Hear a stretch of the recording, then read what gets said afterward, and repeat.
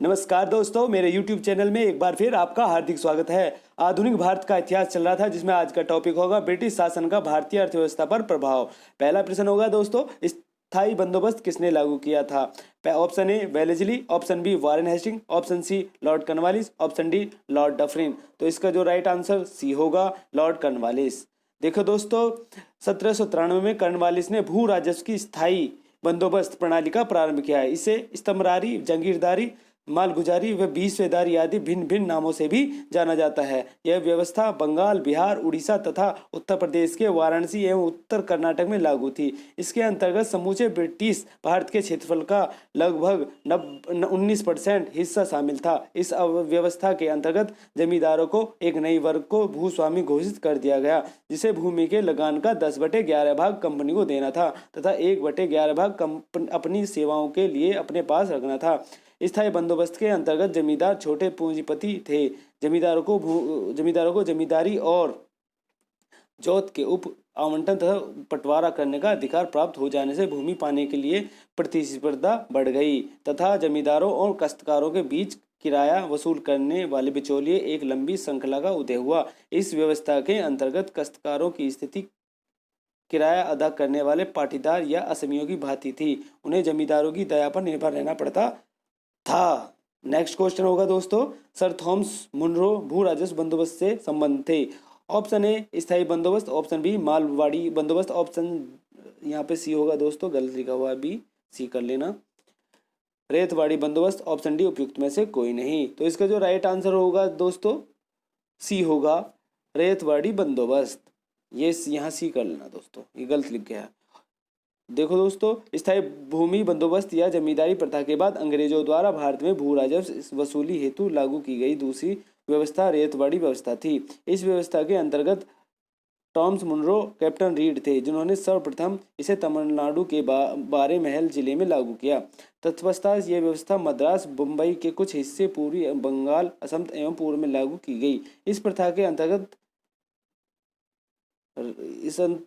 के अंतर्गत देखो दोस्तों, यहाँ वेदो लिखा हुआ है, जबकि यहाँ पे वेदो ये गलत लिखा हुआ है। यहाँ पर होना चाहिए रेत, रेतो। क्या होना चाहिए दोस्तों? रेत, रेयत। सही कर लेंगे इसको दोस्तों।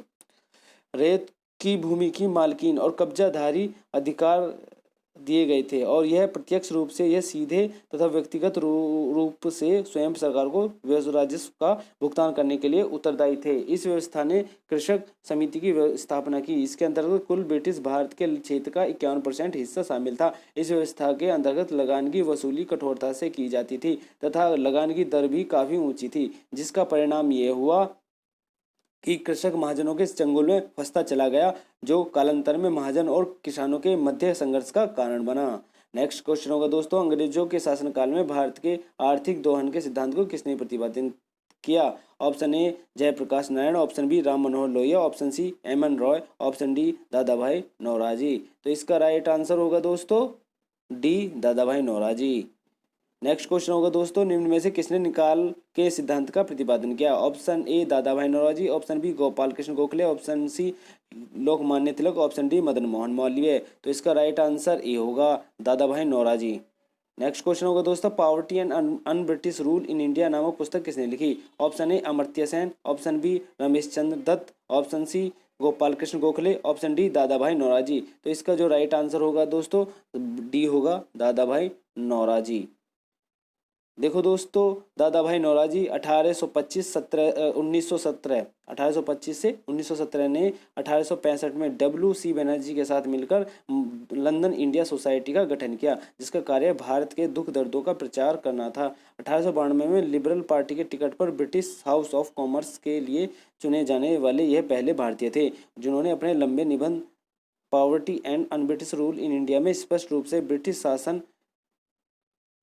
के दौरान भारत की आर्थिक व्यवस्था पर प्रकाश डाला तथा धन के बहिर्गमन अथवा धन के निकाह सिद्धांत का सर्वप्रथम प्रतिपादन किया। देखो दोस्तों, नेक्स्ट क्वेश्चन होगा दोस्तों, किसने यह विचार किया था कि भारत में ब्रिटिश शासन क्वेश्चन नंबर 6 होगा, किसने यह विचार किया था कि भारत में ब्रिटिश आर्थिक नीति घिनौनी है? Option A BG Tilak, option B Dadabhai Naoroji, option C Karl Marx, option D Adam Smith. तो इसका दोस्तों राइट आंसर होगा सी कार्ल मार्क्स। नहीं, किसने ये विचार किया था कि भारत में ब्रिटिश आर्थिक नीति घिनौनी है? कार्ल मार्क्स ने किया था सर दोस्तों।